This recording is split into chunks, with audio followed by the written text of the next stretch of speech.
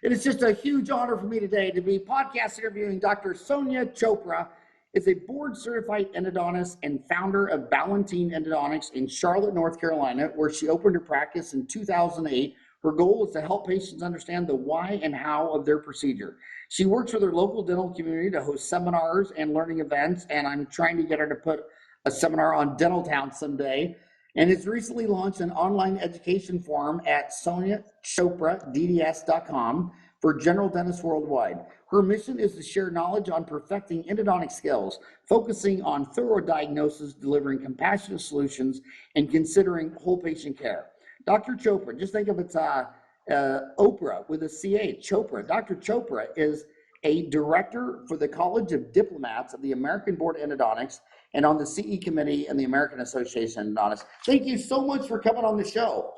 Thank you so much for having me. It's really, truly an honor to be here today. Well, if you're looking at me, you should be on iTunes. And if you can see this woman, you should be on YouTube, definitely. She has a face for YouTube. I have a face for iTunes. So I'm sure your own mom and dad asked you, why the hell did you want to be an endodontist? I mean, the number one thing people are afraid of in the world is a root canal. What went wrong in your life where you decided you were just going to do root canals on people all day long? Well, first I came into the world and I had a ton of congenitally missing teeth. Not a ton, I mean, just a few, but I was always at the dentist, and my mom is a doctor. My brother is a doctor, so medicine always had an influence in my life. But I didn't want to be on call all the time, so I picked dentistry because I felt like I knew what it was like as a patient. And it was the summer before I went to college. So right after I graduated high school, I went to get some bridges because at the time I wasn't offered implants. And after I got those bridges to replace my missing mandibular second premolars, I developed a toothache. And that toothache was excruciating. Well, I had pain. I don't want to call it a toothache yet because I had pain. I ended up seeing 7 different doctors that could not diagnose me. And finally, my dentist kind of threw his hands up and said, hey, you're just going to have to go to the oral surgeon. I want you to get this tooth out. Mind you, I had not met an endodontist at this point. So my mom listened. Even though she's a physician, she went and she just took the doctor's advice and she went to the oral surgeon. And I remember the oral surgeon saying to her, are you sure you want to do this?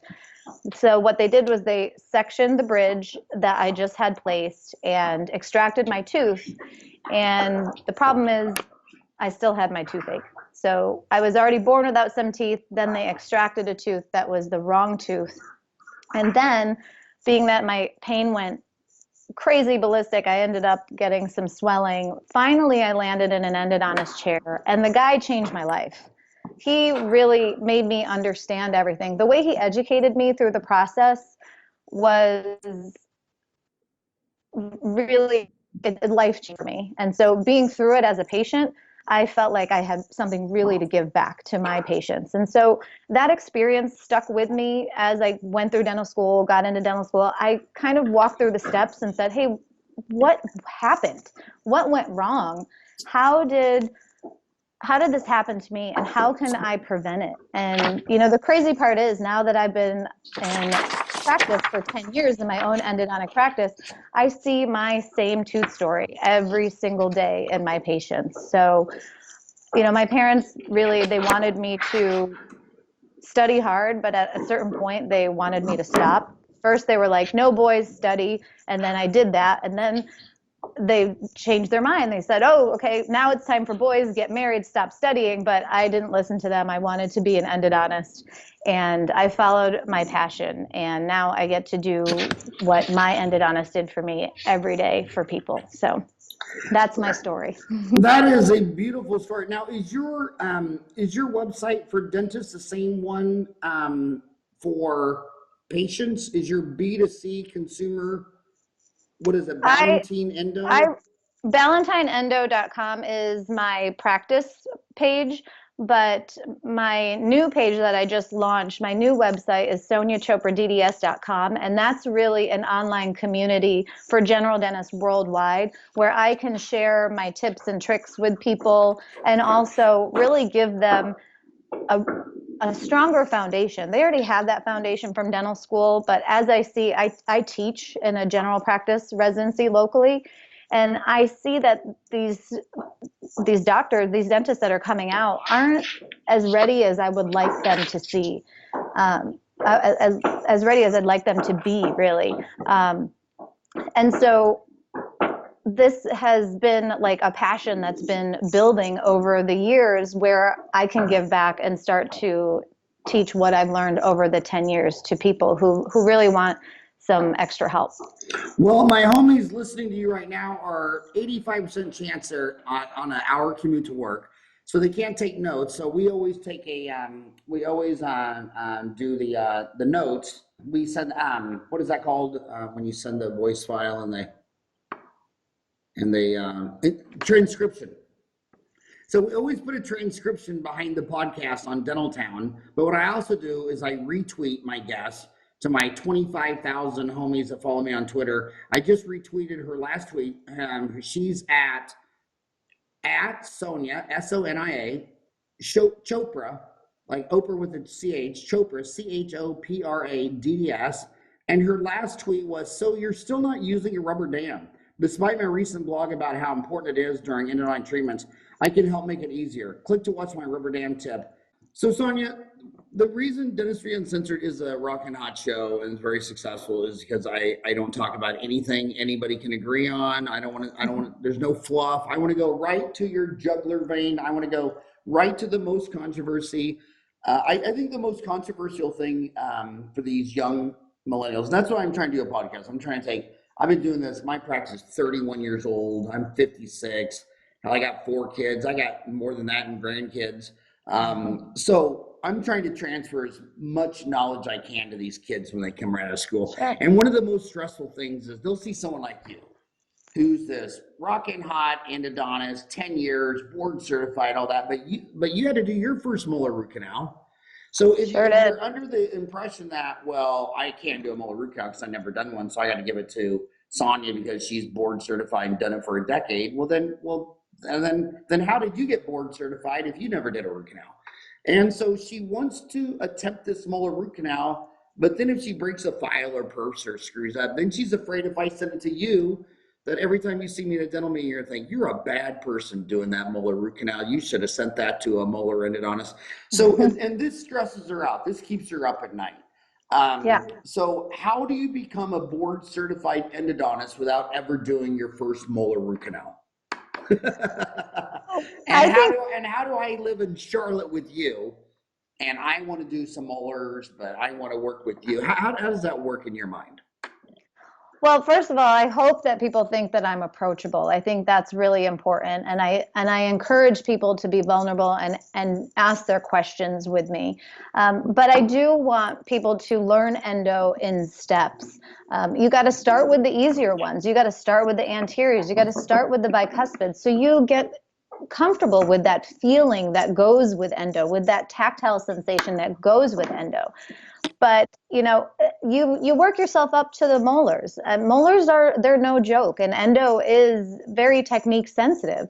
And it's also okay for people not to want to do those molars too. They may just want to do the anterior and the premolars and then give the harder cases to the endodontist. So I don't want there to be any shame to make a referral, but I also think you could really develop a great relationship with your endodontist who can help you get better with everything from diagnosis to the mechanical of doing a root canal. But you got to start small. You got to do the hard work. You got to work on extracted teeth. You got to try the different file systems. You got to get to a point where you're comfortable and have that confidence to work on that live patient. It's really as simple as that. Don't try to just dive right in. Work your way up in endo. That's really important. And do you think there's also better candidates for molar endo? Like when I started trying molar endos, I did them on a bunch of old grandpa men with liver spots on their head. And then if you ever got to a point where it wouldn't work, they didn't care. But I wouldn't do that on a 30-year-old beautiful woman with a high smile line. Do you think there's some of that involved too, patient selection? Sure. I mean, there with everything. I mean, if you feel like this patient is going to get really upset if something goes wrong and you don't want to take on that responsibility, I mean, that's the beauty of specialists. So you, and the beauty of being a general dentist is that you can do what you want and you can refer what you don't want to do. My rule of thumb is if they have a liver spot on their head bigger than the tooth, they'll never sue you if the tooth gets lost. Another thing they worry about is that they take all the easy stuff and then they only send you the bad stuff. And then sometimes, like there are orthodontists who post on Dental Town, like, I don't like this guy. He only sends me class 2s and class 3s. He hasn't sent me a class 1 in 10 years. I mean, and then he says, well, I don't even make money on these. It's like, well, then your price is wrong. I mean, don't charge the same amount for a class 1 as a class 2 or a class 3 if those are 3 different animals. What do you think of the dentist in North Carolina who only sends you tough molars? I mean, that's kind of what I'm here for and what I signed up for. So that's okay. I mean, I do have a lot of people that will, when it's a number 8, it's really a number 8, you know, and then there's Dr. So-and-so when it's a number 8. I know that that thing is calcified through and through. So, but hey, I'm an endodontist and that's what I signed up for. So that's quite all right. And then there's another thing which we've done 1,000 shows. We've had dozens of lawyers. I don't even think there is a definition of standard of care. I think the definition of standard of care is more. Plus, what people around the world don't understand is that they think the United States is this country. Well, it's really 50 different states. And if you study the legal and the economics of the situation, it's really 9 different countries flying under one flag. So the question is, some people are saying I got to buy $100,000 3-dimensional CBCT to do standard of care molar endo. True or false? Well, it has been a game changer for me. By definition, it is, and it's not officially the standard of care. Is it headed in that direction? Probably. I mean, let's face it, the rubber dam just became standard of care in, like, what, I think, correct me if I'm wrong, 2010. I can't remember the exact date, but I think it's going to take a while for the cone beam to be to be that standard of care. That's not set in stone. Now, has it been a game changer for me in my practice? Absolutely. I haven't forgotten about the old way of treating and diagnosing, but this thing has complemented what I do. And it really has, it's kind of like cheating. It really has helped me have great conversations with my patients. You know, doing a retreat is such an uphill battle with patients because they're like, well, I already had a root canal. It's not working. Why is another root canal going to work? Well, with a cone beam, I can totally change that conversation and I can show them why their tooth is failing. It shows me like the true etiology of root canal failure. And then I can tell them exactly what I'm going to do differently to fix it and get them back into health. Do you think some CBCTs are better for small field, a molar root canal, than as a large fill for like an orthodontist? Do you think endodontists should be buying one CBCT and orthodontists another? I mean, we definitely have options, but I think that the slice thickness that your cone beam can provide for you is really, really important because as an endodontist, I am looking to identify disease a lot earlier. And so I can pick up on incipient periapical radiolucencies with my CareStream 9000 because that slice thickness is 76 microns, which is going to be way different than an ortho machine. And I like the fact that it is a limited field of view, so I'm not liable for all that other stuff going on. But really, I think if you are looking for that clarity for the endodontic diagnosis, I think having the smallest slice thickness possible is really what you want. And that's the CareStream 9000? Yeah, that's what I use, and so that's the only machine I can vouch for. And you and me both got our machine for free just for saying that on this podcast, didn't we? Oh, I'd love a new one. Mine's about to run out. So the same question with the scope. Yeah, the scope, you know, I cannot work without it. People are like, oh, you even use it on a number 8? I'm like, absolutely. I use it on every single tooth that I do. I teach at the local GPR in my town, and I don't have a scope there really. I only have my loops, and I feel blind when I'm teaching these residents. And it's just unfortunate. They really should be learning what they can see, because until then, they just don't know what they don't know. So, Again, a game changer. So which scope did you go with? I grew up on a global. That's what I had in my residency. So, Out of with St. my Louis. luck, everything breaks. So I love the fact that global has a lifetime warranty. So I stuck with it when I opened my practice.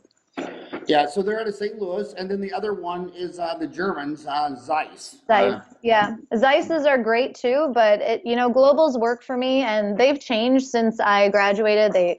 I don't have the same type of light source now. It's a badass kind of when you're using tool. your global, what magnification are you usually at? 4, 6, 8, 10? It's 6x, so it's more than any of the loops. I'm usually on the 0.8 or the 1.25 on my global, whatever that turns out to be. I don't know. I just use it. So and if you did 100 molars, how many times would you pull out the scope? Every single time. Wow. Well, I've never met a person like you or me that wants to have the vision of Stevie Wonder. I've never met someone like Stevie Wonder who wants to be dead like Ray Charles.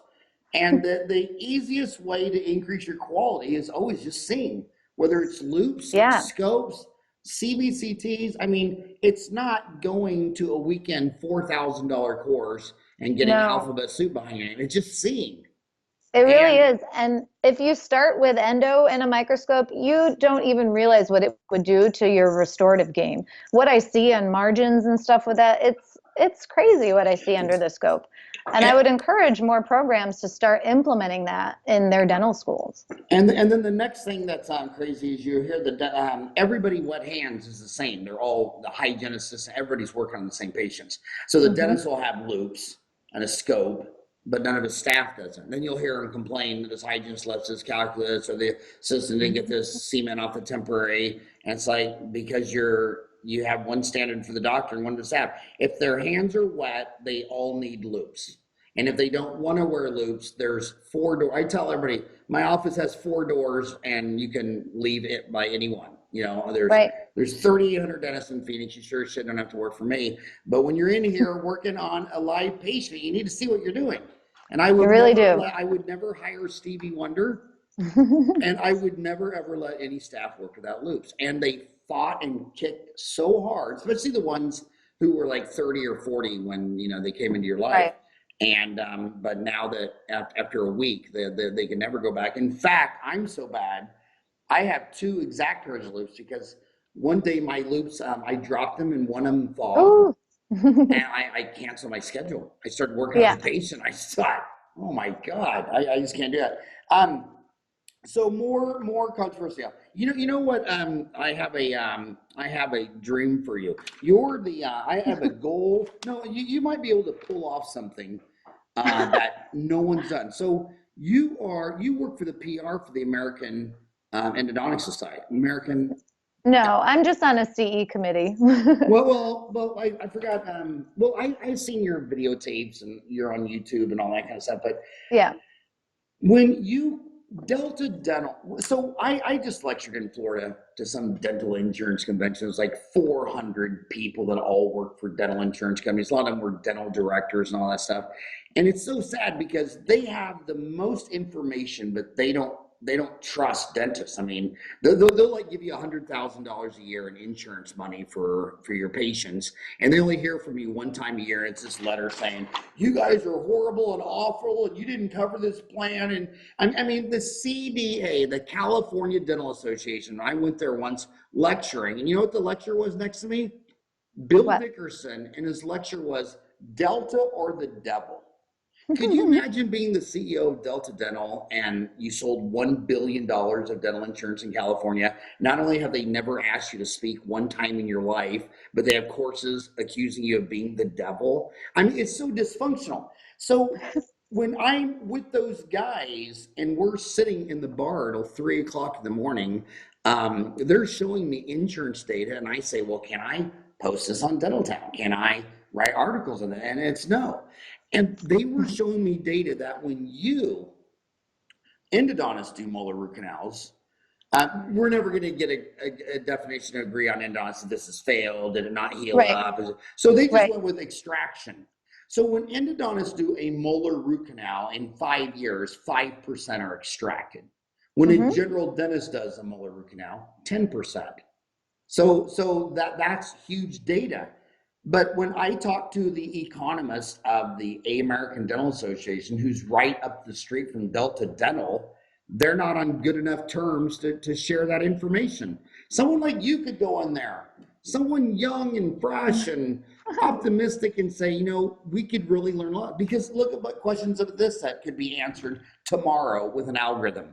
But you're saying that they're not calculating the retreats, just the extraction, right? Right. For the general dentist. So what about the retreatments that the endodontists have to do? You have a billion claims. You can answer all the most profound questions. Like if a dentist asks you today, if I do an MOD composite, posterior composite, what percent of them will end up molar root canal? I mean, you could have that data today, but we don't have that data. We just have all this. Yeah. Well, in my office, I've never like what percent of your practice is retreats on molars? I would say at least 35%. Okay, and that's kind of funny because I've been to North Carolina a dozen times. I've never met a dentist who ever had a root canal fail. That's impossible because I know. But that's what they'll tell you. Don't go to a bar and say, hey, what percent of your root canals fail? They'll be as old as me and they'll go, well, knock on wood, I've never had a root canal fail. So they just don't know because the patient left their practice.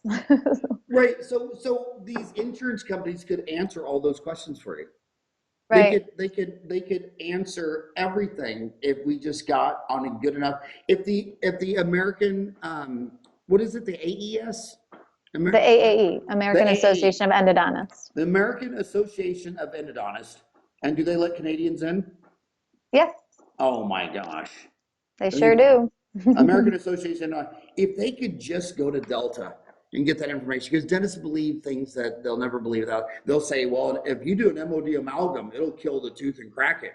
So I'm amalgam free and I only do posterior composites. Yet I believe posterior MOD composites cause more molar endos than the amalgams did that we saw 30 years ago. I mean, I seriously think posterior composites have been a great godsend to the endodontic profession. And they all switched from amalgam because they thought it harmed the teeth. There's a classic example where the data is exactly opposite of what 99.9% of all the dentists believe in America. Yeah, I mean, I do believe if you let an amalgam sit long enough, decades, they are going to cause cracks, and I do see those, causing root canals all the time. So, yeah, I think there's validation on both ends, but you just got to change out your amalgams every now and then.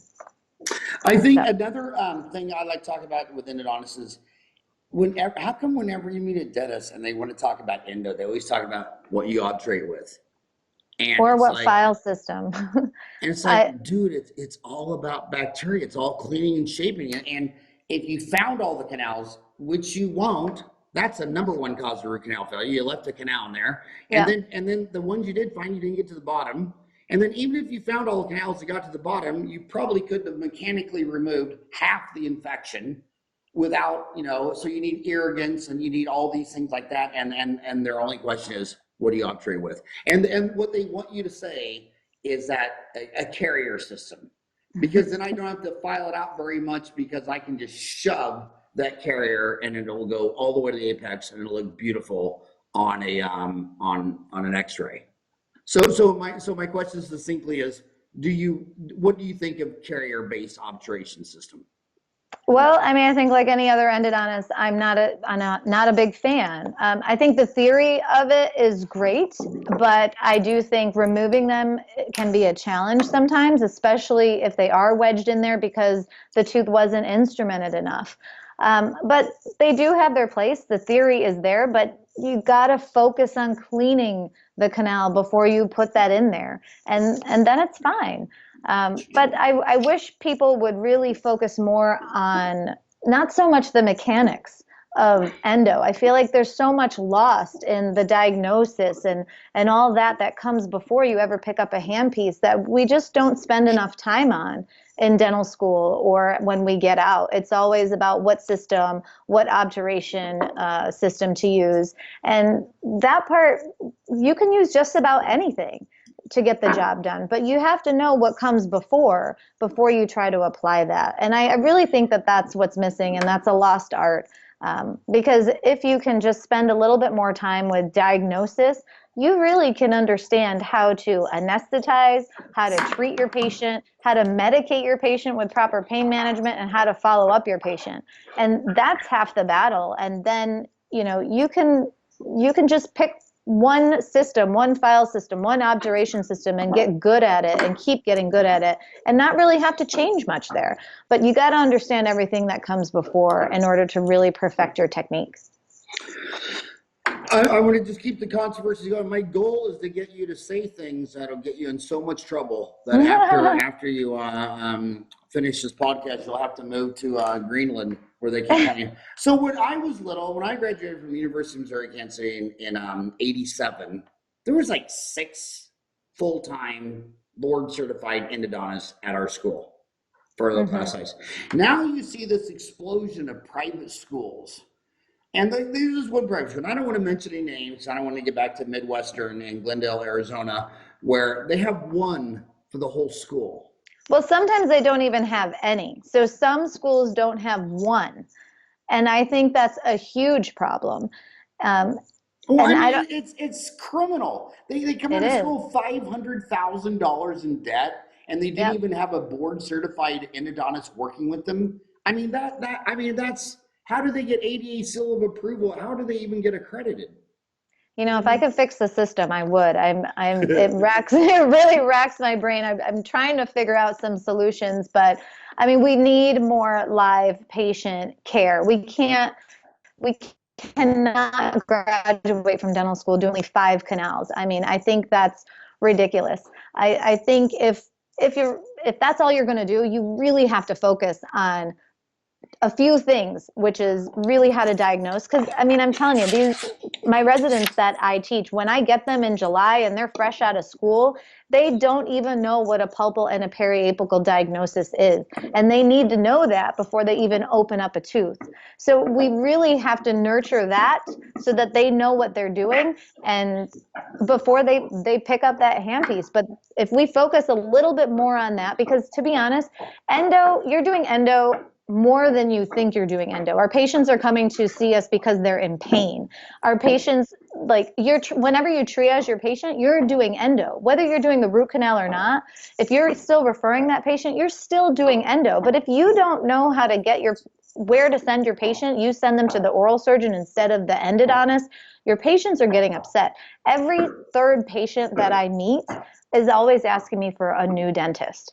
And that can be changed. People are losing patients and they don't realize that. And I think that is sad. And it's because we're only getting 4 weeks of endo in 4 years of dental school. And we're only doing 5 canals before we graduate. We need to do more. I don't know what the answer is. Are we supposed to do we have a program where all the endo is free and you do the endo, and even if it's non-restorable, and then you learn to extract it? I don't know what the answer is, but I think we need to work on that. And I think everybody needs to know how to do a pulpotomy before they graduate, and they all need to know how to use proper pain management. So if it's a Friday afternoon and you don't want to do the endo, you got to get that patient until Monday before the endodontist can see them. And you don't have to do the endo, but you have to be able to get that patient to a point where they're comfortable.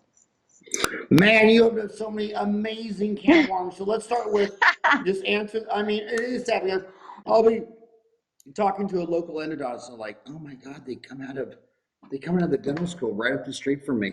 And I'll say, well, did you test it with ice? What? Oh no, they don't. They don't. I mean, and they're telling me, Howard, they can't even do just the simple, basic diagnosis No. that I do on every single tooth, and half of them have never even heard of it. So you opened up the can of worms. You said you got to know the difference in a pulpal and a periapical. So explain that. Yeah. Well, they need to know their diagnosis. Legally, you need to write that down in your chart. You need to know if it was a symptomatic irreversible pulpitis, or or if it was a necrotic pulp. You need to know that answer. You need to have a reason why you opened up that tooth. You need to know the periapical status. I mean, you need to know this just so you know to open up the tooth, that it was the right tooth. Because let me tell you from experience, having a misdiagnosis is the worst thing you can do. When people still have the same pain, even after you've treated, that's the worst thing you can do. No, you just look them straight in the eye and say, wow, that infection was so bad it spread to the tooth next to it. My God, I can't believe it. And back to pulpal and periapical. Another question I have is, when I was little, you cleaned it all out, and then the second appointment you had to open up and make sure it was. I mean, nobody did a one step in the Right. 70s and the 80s, and then they started one stepping. Then some people just said one step everything. Some people say, well, if it's pulpitis, I can one step it, but if it's necrotic, I can't one step it. So to one step or two step, does that, how do you get your mind wrapped around one step or two step? It is case by case, but I am doing a lot more one step now than I ever have. And it really hasn't changed my success rates. I will do a one step necrotic case, not a problem, especially if there's a sinus tract, because that sinus tract is my friend. It's the patient's friend, because there's little postoperative discomfort, because the sinus tract allows, things to drain during that healing period. Retreatments, I am a two-stepper, just because, especially if there's a large lesion, or if there's a missed canal that's been missed for about 10 years, then I know that I'm dealing with a 10-year-old infection. And I explain that to the patient, because when they flare up or they swell up after treatment, they need to know that they've been living with this infection for 10 years, and that's what we're up against. And so they may have a postoperative flare-up. So I do a lot of necrotic cases in one step. A lot of things that affect that are my time, or maybe it's difficult. Root canals can be difficult for me too, and I don't find all the canals, or I don't achieve patency on all the canals. And if I don't do that in the time that I have, then I have to two-step it. Or if I'm just bombarded with emergencies all day, I get people to a level where they're going to be pain-free. And because I have to keep accommodating that for other people who need me, I may have to two-step. So sometimes it's not infection, based. Sometimes it's schedule based too. That's the reality of it. But I don't see any harm in doing a necrotic case in one step. The only place where I'm truly a two-stepper is really my retreatments with big lesions. If there's not really a big lesion, maybe there's just been some coronal leakage and I just have to refresh the gutta percha, I'll do that in one step. You know where I always do a one step? Whenever I'm country music line dancing. That's my best move is just to stand there and don't move.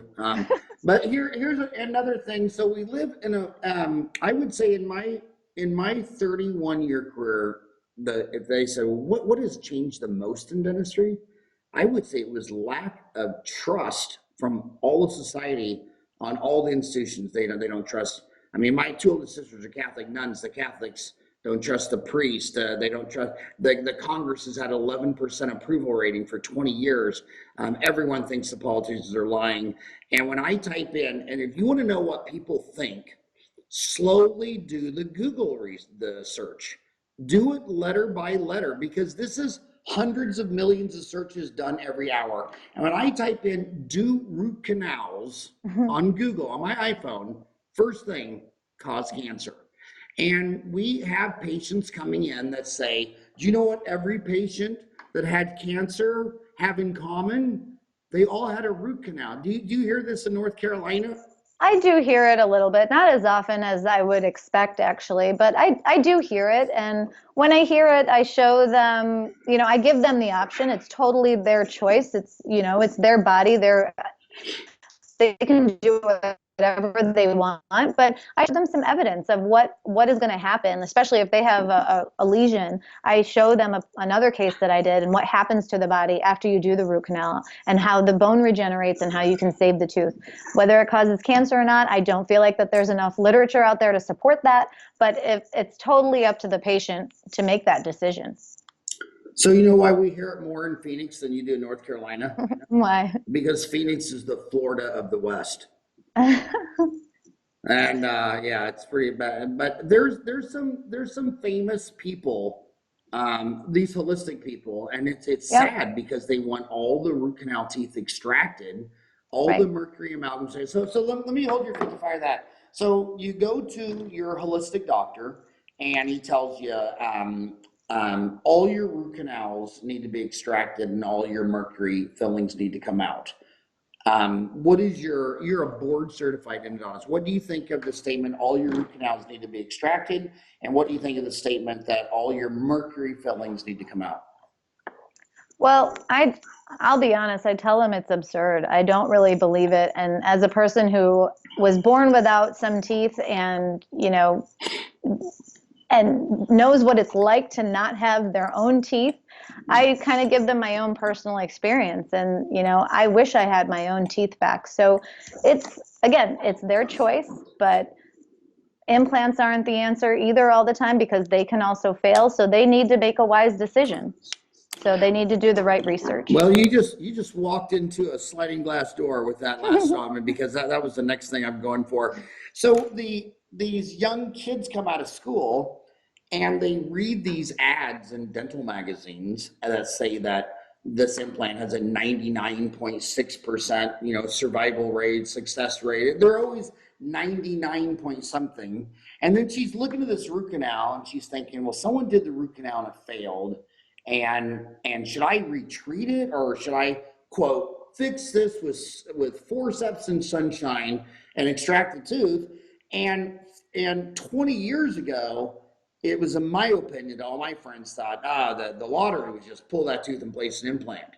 But now, after 20 years of that thinking, people are starting to, the pendulum swinging back, saying, it sure is. God, there's just as many or more problems with an implant. So now it looks like what I consider the top tier elite dentist in my neck of the woods, they'll always try the retreat before the implant. So how does a millennial get their mind around, should I send this in for a retreat, or should I to the endodontist and retreat? Should I send it to an oral surgeon, periodontist, extract and place implant? What is she supposed to be looking for?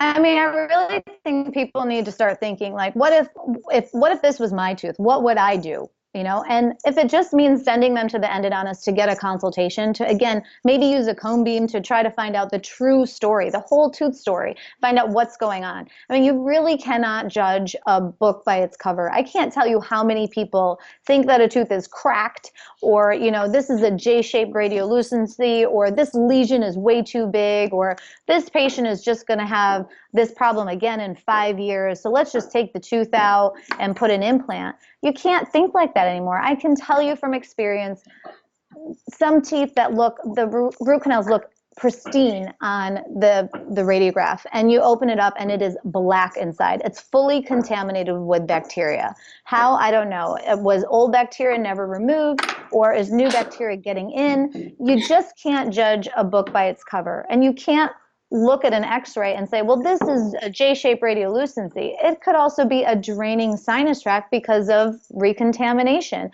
So many teeth look like they could be cracked clinically. Clinically, sometimes you cannot tell whether it's cracked or it's a draining infection. And people need to understand that, because they're condemning teeth that really don't need to be condemned. And spreading that awareness is really part of my passion. And using the cone beam to help you do that is another one of my passions. But give the tooth a chance. Try a retreat, and that, even if that retreat helps the patient for 5 years, I think an implant in 5 years from now is a better implant than one today. So, I mean, again, do what you would do if it was your tooth. You would probably go to your endodontist friend and get the tooth retreated. But have that open dialogue with your patient. The patients need to understand their risk. They need to understand what they're investing in, what they're committing to, and nothing is 100%. Not the retreat, not the implant. And the patient needs to know that. So you're in North Carolina. Are you in Charlotte? I am. That's the biggest city, right? Raleigh, I would think we're good contenders with. So you're in Charlotte. Were you born there? Born in Charlotte? I was born in upstate New York. Albany? Binghamton. Binghamton. Yeah.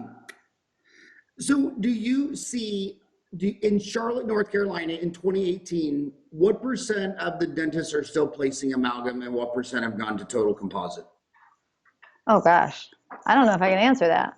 I know a lot of people who have phased out amalgam completely, but I also know people who still have it. So I don't know. What would your gut tell you? 50-50, 80-20? Where do you think it's at? Maybe 60-40. 60 that have eliminated it from their practice? Yeah.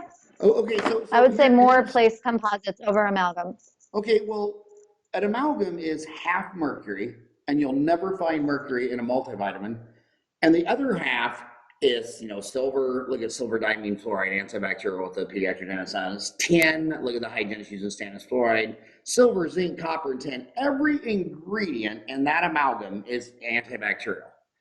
And 30 years ago, I had 1 million patients who all had all these silver fillings that lasted 30, 40, 50 years. Mm-hmm.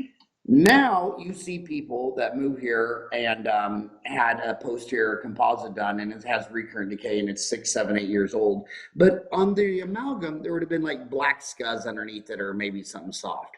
But under these MOD composites, you're taking a number 4 round burr and taking out mush.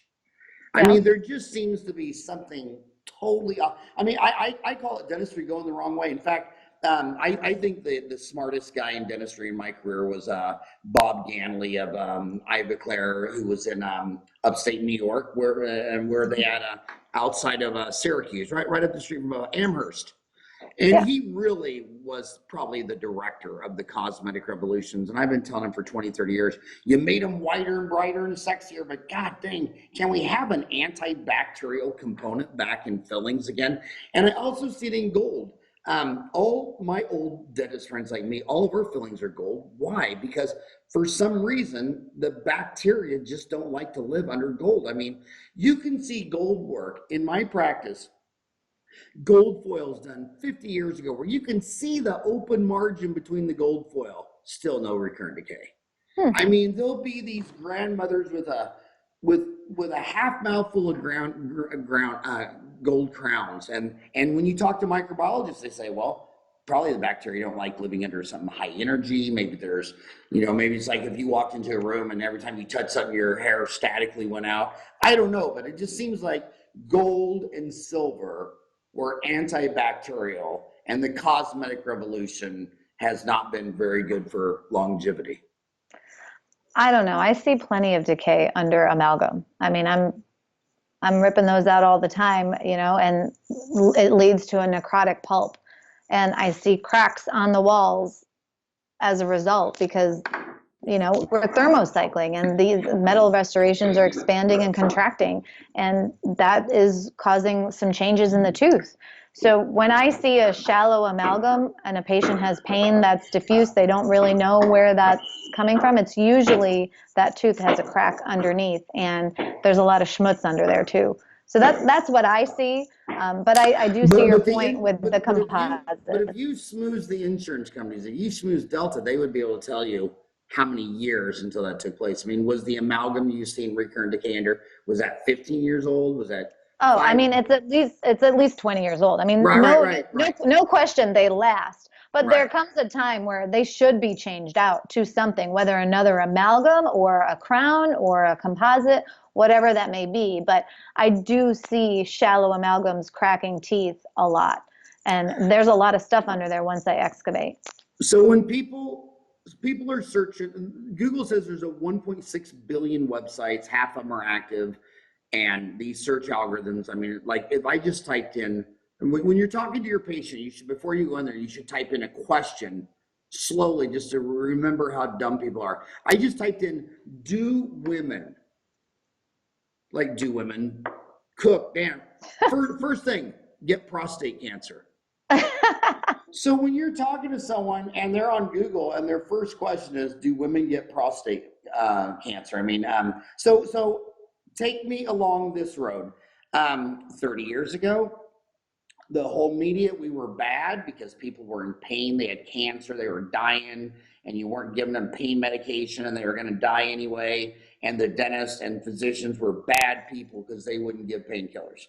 So, okay, so now they give all the painkillers. Now we're bad again because you gave painkillers. I mean, I see articles on the internet every day. Google sends me every article that has the word dentist in there. And it was saying that the last study was that teenagers who get their wisdom teeth pulled, given an opioid, that like a third of the time, it's the first time they've ever even had an opioid and blah, blah. So you're the king, you're the queen of pain. You're an endodontist doing molar root canals. And so you're the queen of pain. So what's your view on opioids? Well, Are you the bad queen for giving them? Or what there were two queens on the wicked, what was it? The wicked queen of the East? What was the one on Wizard of Oz that you poured water on her and she melted? Was that East or West? Who the green one was? I can't remember. I think it's the Wicked Witch of the West. The Wicked Witch of the West. Yeah. So when someone asks for Vicodin after a molar root canal, are you the good queen or the bad queen? I mean, if they ask for it because they feel like they're really going to need it or they're nervous about it, I will give it. But I don't give it as much as I used to.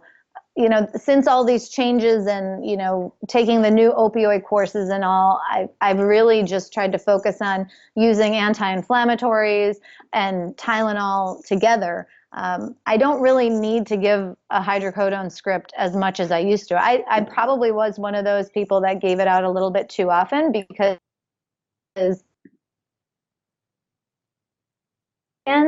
but now I'm seeing that if I give my patients 600 milligrams of ibuprofen preoperatively and I have them just stay on it around the clock for 3 days, they're fine. And if they need a supplement, they add 2 Tylenol into the mix. Now, I've become a better predictor of pain over the last 10 years. And like I said, if you know your diagnosis, you will know how to do your pain management and you'll know when to expect a flare up.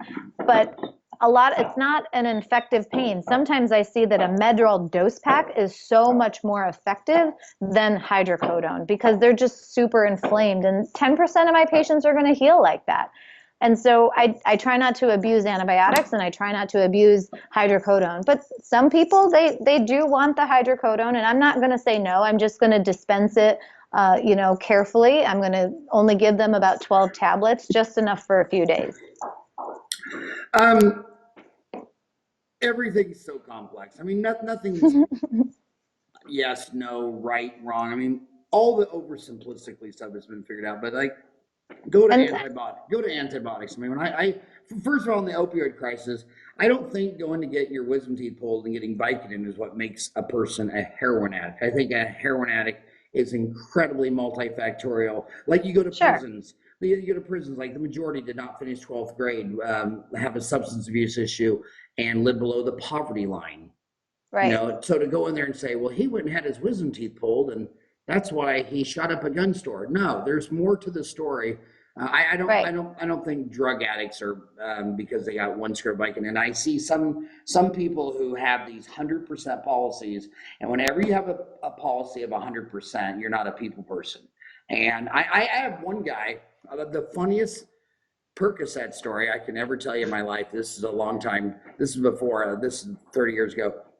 He came in one day and he said, those pills you gave me, he goes, I need some more of them. And I'm like, oh my God, is your tooth still hurting? He goes, no. He goes, I'm 85. He says, you gave me those pills when I walked out there on the Awatuki golf course. He goes, I had no pain. That was the best swing. He goes, I was hitting them 200 yards all day long. And I want to take one of those pills every morning before I go golfing. I'm like, no, we can't do that. But like when you said antibiotics, okay, the ugly truth is half the older dentist, and not by old, an old dentist to me is anyone who's older than me. I'm 56. So the old ones are all the dentists 57 The young and older. ones do it too. The young ones do it too. They, after every root canal, they give a Yeah. strip of antibiotics. But then I they'll tell me two facts, and I want you to address, this is the cold, brutal facts they say. It's like, come on, Howard, 80% of antibiotics used in the United States are in farm animals. I mean, 80%. So you're worried about me causing some super bug in grandma when 80% of all the antibiotics go into chicken and cows and all that kind of stuff. And then number two, then the lawyers, like I have a good friend who did a root canal, didn't prescribe antibiotics. It was over canine. And he did a root canal over canine, and the canine on the maxilla has veins that go back into the brain without valves. Yep. And she got a brain infection and she died, and it went to court, and he lost $1 million. And he never smiled again in dentistry. It just ruined his career in dentistry, which I tried to tell him, look, dude, I have 4 boys. They all have auto insurance. The good boy only stacked 1 car, and the 3 bad boys all stacked 2. But that's not my problem. My problem is that's the insurance company's problem. I mean, they weren't driving drunk or crazy. Just they're in Phoenix, Arizona, where they all learned. Everybody in Phoenix learned how to drive in Florida, and then they moved to Phoenix. And so the bottom line is, so 2 questions. Why am I supposed to worry about superbugs if 80% of all the antibiotics go into cows and chickens? Well, I mean, I think that we are, developing a resistance. We're developing allergies too. And you want your antibiotic to work when it's needed. I do think that we overprescribe, and I think people need to learn more when treatment trumps drugs, whether it's an opioid or an antibiotic. Sometimes you need to do the treatment, change the flora, and that's what you need. It's not to overprescribe, and you just got to do the work and know what to expect afterwards, and realize that very few people need either. So holding your feet to the fire, if you did 100 molars, what % would get an opioid? What % would get an antibiotic? I would say about 10% of my patients with lesions will need an antibiotic because they will swell or their pain level increases with time after the root canal. So I tell my patients there's 2 reasons why I'll give you an antibiotic. That's going to be if you have swelling and you look funny in the mirror, or if you feel like your pain level is increasing as opposed to decreasing in the next few days. And it may not happen right away. It may happen like the day after tomorrow and the day after that. So if you have a delayed pain, I will give you an antibiotic. But I also, like I said, I will accompany that with a Medrol dose pack because a lot of it is inflammatory and not really infective.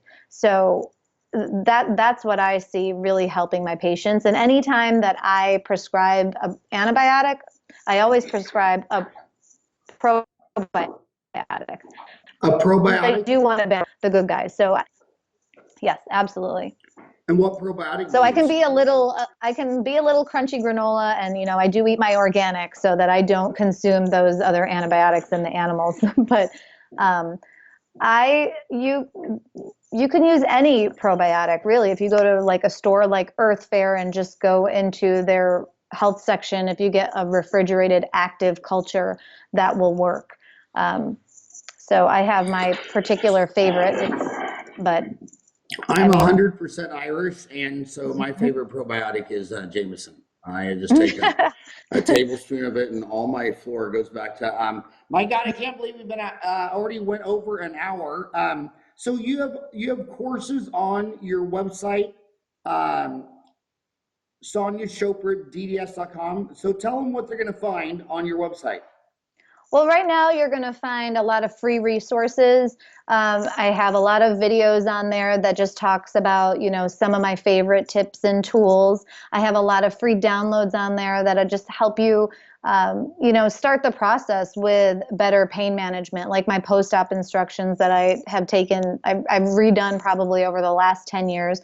A lot of free resources on there right now. You also have the opportunity to have a conversation with me, but I'm working on launching, and pretty soon, my e-school, which is an endo online Hi, forum. everybody. Dr. Sonia Chopra here, and I love your courses. I'm a big fan.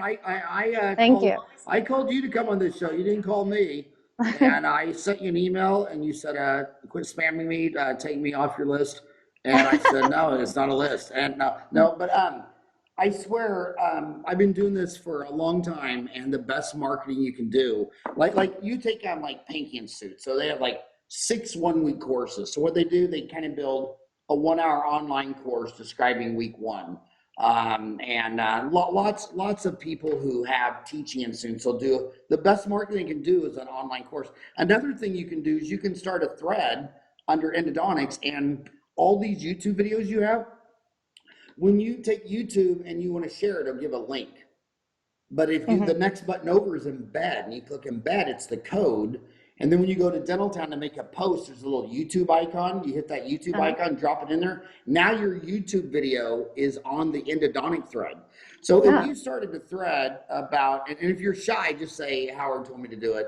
And but everybody does that.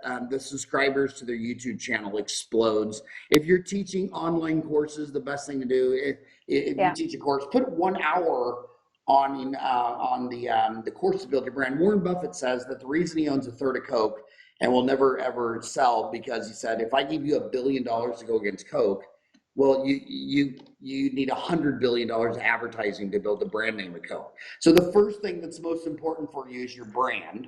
And just like when you go into a dental office, when you set up your dental office, the first thing I did every Saturday and Sunday, I walked down every single street I went to. There were 25,000 people, and on Saturday and Sunday, I walked to every house, knocked on the door, shook their hand. I'm Howard Farran. I'm 25. I'm going to be practicing. I'm 65. Give them a toothbrush, my name and number, this and that. About every third house. Oh man, I got a broken tooth. And I'm standing there on Saturday morning on their front porch with Dad in his underwear and his wife beater shirt, looking in his mouth and scheduling appointments. So the most important thing is to get out there running from error. I love your videos. I love everything about what you're doing. I like to see your YouTube channel explode. So start an endo thread, jump a bunch of your videos on. Thank you so much for coming on the show today. And thank you. It's been a real honor. And if you ever want to write an article for Dentaltown or whatever, it'd be an honor. Yeah, I already did that. I'm in your August issue, and it's all about cone beam. So. Oh, that's right. That's why I contacted you. Yeah. Yeah. Yeah, I did that. That was a good one. All right. Well, again, well, thank you so much. It's been a lot of fun. Thank you so much for having me. All right. I hope you come back. Bye-bye.